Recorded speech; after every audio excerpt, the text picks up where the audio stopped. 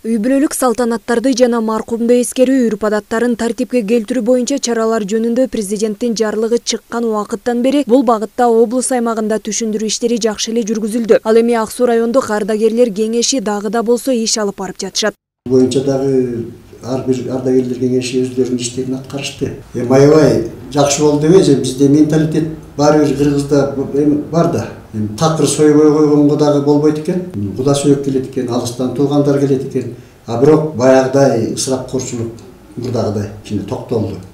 Бизде деген азыркы учурда Челпек айыл аймагында ушу похорондо, өлүм болгондо мал союлбай эле Кудайга шүгүр элибиз ушул тартипке жакшы көнүп калды. Бул иш-чара 2020 жылы башталган мал союбай. Ушул күнгө чейин келтат мал союлбай. Жарлыктын негизинде маркумду акыркы сапарга узатууда мал союп ысырапкорчулукка жол берген учурлар Ак Суу районунда азаюуда. Бирок толук бул тартипке өтүп кетүү үчүн да көпчүлүктүн колдоосу керек. Анан кээ бир жерде чын эле айтканда эч мындай даже эртеңкиге тамагы жок кишилердин жакындар өткөндө ушулар карыз калып, ушу кредитке алып ушундай сөөк жашуучу да. Азыр андайлар токтоду. Эл дагы туура түшүнүп калды, мындайлар шартын көрчү.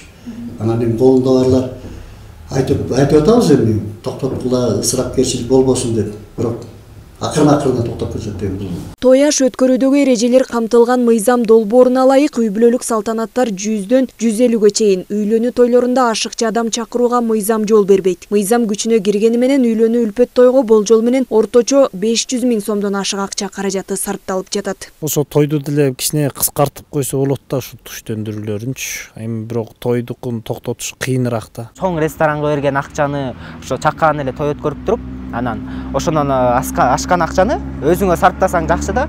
Көптөгөн жарандар шан шөкөт маркумга арналган иш-чараларды туугандарынын алдында сын пикирге кабылбоо, жалпысынан коомчулуктун басымында калбоонун жалгыз мүмкүнчүлүгү катары кабыл алып келишет. Андыктан ашыкча ысырапкорчулукту алдын алуу үчүн түшүндүрүү иштерин жүргүзүүнү улантуу зарыл дешет ардагерлер. Жанара Алмазбекова, Нурдин Урманбетов, Мадина Абакирова, Сыкөл жаңылыктары.